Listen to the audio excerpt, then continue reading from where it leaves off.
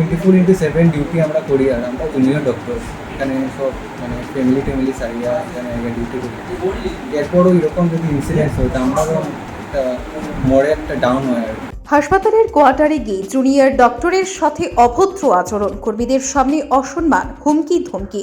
চাঞ্চল্যকর এই ঘটনাটি সংঘটিত হয়েছে পশ্চিম কাটিগড়ার অন্তর্গত জালালপুর স্বাস্থ্য কেন্দ্রের চিকিৎসকের কোয়ার্টারে। বৃহস্পতিবার এ নিয়ে বিশদ জানান ঘটনার শিকার হওয়া জালালপুর পিএইচসির মেডিকেল অফিসার অর্ণব ভট্টাচার্য। তিনি জানান, বুধবার বিকেলে তিনি তার মাকে নিয়ে কোয়ার্টারে ছিলেন। আনুমানিক 5:40 নাগাদ দুই যুবক গিয়ে তার কোয়ার্টারে অনবরত কলিং বেল বাজাতে থাকে। এরপর তিনি দরজা খোলার পর দুই যুবক তাকে প্রথমে অপমান করে অভদ্র আচরণ করার পাশাপাশি এমন হুমকি ধমকি দেয়। হাসপাতালের অটো কর্মীদের সামনে তাকে অসম্মান করে পরে প্রাণীর হয়ে অর্ণব ভট্টাচার্য গুমরা অনুসন্ধান কেন্দ্রে দুই অপরিচিত ব্যক্তির বিরুদ্ধে এজাহার প্রদান করেন। এদিকে ঘটনার খবর পেয়ে বৃহস্পতিবার স্থানীয় সমাজসেবক কনকনাথ ছুটে যান জালালপুর স্বাস্থ্য কেন্দ্রে। তিনি ঘটনার নিন্দা জানিয়ে অভিযুক্তদের যথাশীঘ্র শনাক্ত করেও তাদেরকে আটক করে উপযুক্ত শাস্তির দাবি জানান। ব্যুরো রিপোর্ট, আজকের বরাক। আমার নাম ডক্টর অর্ণব ভট্টাচার্য। আমি জালালপুর ডিপিএইচসির মেডিকেল অফিসার, 1 ইয়ার কম্পালসারি রুরাল সার্ভিস। 1 মান্থ হয়েছে আমার এখানে পোস্টিংয়ে।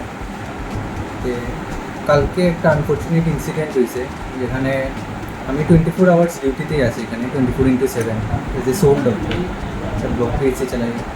আর কালকে ওপিডির পরে অলমোস্ট লাইক 5:40 এরকম সময় একজন আইয়া মানে আমার কোয়ার্টারের মধ্যে একটা কলিং বেল টিপা, লাইক অনেকবার 8-9 বার একসঙ্গে টিপাইছে। তো আমি বাড়ি গিয়ে দেখলাম যে বেশি বয়স্ক ছেলে না, 18-19 বছর ছেলে হইব। আমি তারা জিজ্ঞেস করলাম কি তারে এরকম কলিং বেল কিনে, এরকম কেউ কলিং বেল টিপায় কি হয়েছে?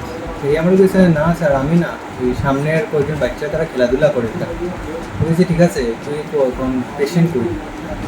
তো এমন টাইমে পিছন থেকে একটা মানুষ, যার লাগে আমি কোনো ইন্টারেক্টও করি আর না, ইন্টারেকশনও করি না, এই পিছন থেকে আইয়া মানে আমারে মানে ডাইরেক্ট হুমকি দেয় আর যে এখানে যদি থাকতে হতো এখানে এরকমভাবে কথাবার্তা হইতে পারবে না।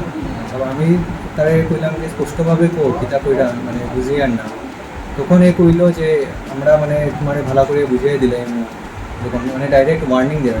আমার মাও আসলা, সঙ্গে স্টাফ তারাও সবটা দেখছি, এখানে গার্ড আসলা বা আমরা এএনএম যারা আছে। তখন আমার মা আমরা কইছে না এখানে এরকম ইয়ার বাইরে থাকিস না, তুই ভিতরে ঢুকে যা, কারণ কি তারা তো অনেক উগ্র সঙ্গে সঙ্গে আমরা এসডিএমএইচও স্যার তানরে ফোন করে পুরো ব্যাপারটা জানালাম কিতা কিতা হয়েছে।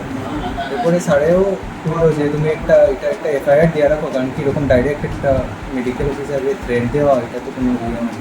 আমিও গুমরা পুলিশ স্টেশনে একটা এফআইআর দিয়ে রাখছি এই ব্যাপারে। আর জালালপুরে আমরা আগেও জানি যে এখানে ইমার্ডাস ইনসিডেন্ট, ভায়োলেন্ট ইনসিডেন্টস আছে হেলথ কেয়ার প্রফেশনালসের উপরে, তো জায়গাটা এমনি একটু ভলেটাইল জায়গা। তো এরপরও 24/7 ডিউটি আমরা করি, আর আমরা জুনিয়র ডক্টর এখানে সব মানে ফ্যামিলি সারিয়া এখানে ডিউটি করি। এরপরও এরকম যদি ইনসিডেন্টস হয় তা আমরাও একটা মোড়ে একটা ডাউন হয় আর তো বাকি তো পুলিশ আর তারা ইনভেস্টিগেশনে তারা নেওয়ার পুলিশ তারা হয়েছে, তারা মানে সিসিটিভি ফুটেজ আর এটা সব দেখিয়া তারা নেসেসারি অ্যাকশন যেটা ওইটা এনশিওর করছে। যারা আপনার থ্রেট দিছে তারা কি কোনো রোগী নিয়ে আসলো? তারা আমি তারা জিজ্ঞেসছিলাম রুগীকে, কিন্তু তারা আমার কোনো রুগী এরকম দেখাইছে না। তারা দুইজনে আসলো, আমি যতটুকু দেখছি তারা দুইজনে আসলো, দুইজনেই অ্যাম্বুলেটরে চলাফেরা করে, এরকম সিরিয়াস কেউ নেই। গতকালকে একটা ইনসিডেন্ট হয়েছে, ডক্টর ভট্টাচার্য ওনার সঙ্গে কে বা কারা এটা মিসবিহেভ করছে এবং থ্রেট দিছে।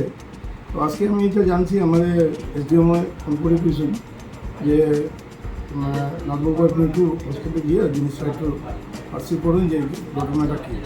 তো আমি এসে ডক্টরের সঙ্গে আলোচনা করছি এবং ওনার কাছে এটা জানতে পারছি, এবং ব্যক্তিগতভাবে আমি খুব দুঃখিত বা এই ব্যাপারটা নিন্দা জানাইতেছি। আজকে ডাক্তারের সঙ্গে এরকম ব্যবহার করা কোনো অবস্থায় উচিত না।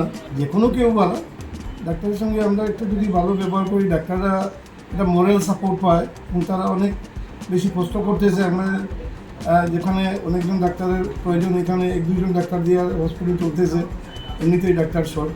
তার মধ্যে যদি ডাক্তারের মোরাল ডাউন হয় তো তারা এখানে আইতে গেলে একটু অসুবিধা ফিল করবো। তো আমরা চাইতেছি যাতে ভবিষ্যতে এগুলো না হয়। আর যেহেতু এটা পুলিশে এফআইআর দেওয়া হয়েছে, পুলিশে আইন মোতাবেক ওরা কী অ্যাকশন হয় দেখা যায়। কে করছে এটা এখনো পর্যন্ত জানা গেছে না। প্রশাসনের কাছে আমি দাবি জানাইতেছি যে যারা এরকম কাজ করছে তারা একটা শাস্তিমূলক ব্যবস্থা করুক।